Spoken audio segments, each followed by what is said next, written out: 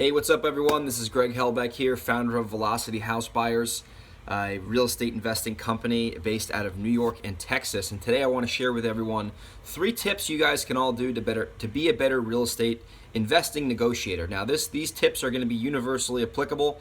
So if you're not in the investment world, you can use these tips and you can find success also. You're just going to have to tweak, how and what you do when it comes to saying these tactics.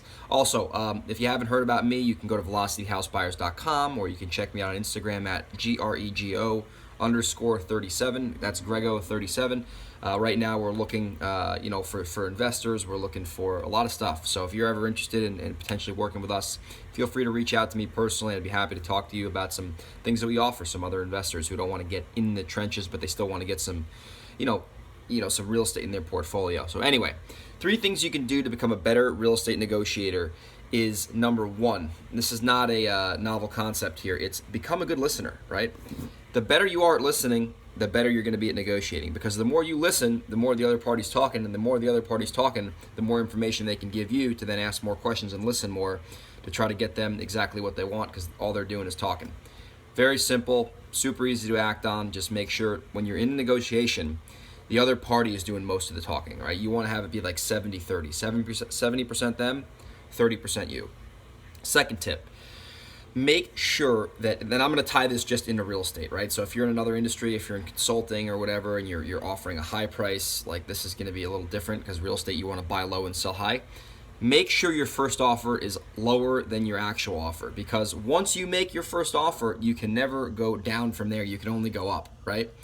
So a mistake I used to make was I would make my offer too high, and then at that point I was stuck and I couldn't drop my offer because I already made it so high. But once I learned how to make my offer extra low, I could always kind of come up after that first low offer. So pretty much, you save yourself some time and headaches there. So make sure that your first offer, doesn't have to be the number that you can pay for the house, but make sure that is a low number that you can come up in, right? And then especially when you do that, if you make a low offer and then you start coming up, the other party, and this is going to tie into the third thing, feels like they're getting a good deal because you started at one number and now you're coming all the way up to the number you were inevitably going to offer to begin with, but it's just a negotiating trick.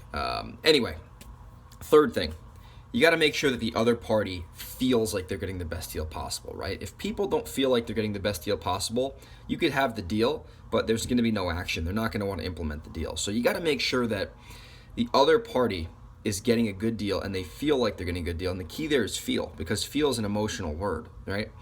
You could be getting a really good property at a good price, but if the other party feels like that's the case too, and you're getting the deal that's too cheap, they're not going to want to implement that. So once you have the deal negotiated, you want to make sure that the other party is like 100% comfortable with exactly the price, the terms, everything. And you want to actually tell them, listen, hey, I've got the deal right now. We're buying it for X amount of dollars. I want to make sure before we move this forward, you feel comfortable with everything. If you feel comfortable with everything, I'd love to, implement this thing and take this thing to the title company. But for some reason, if you don't feel comfortable here, you could just let me know and we can kind of rip this thing up and go from there. And what you're doing there is you're pretty much giving them the out, right? And if you give them the out and they still say they want in, then you're good to go. But if you give them the out and they're like, yeah, I'm just concerned about this or that, well, now you have something to deal with, or else the deal's not going to go down. So let me recap those 3 things. Number 1, be a good listener. Number 2, make sure you're offering lower than you can actually pay so you can go up instead of down, right?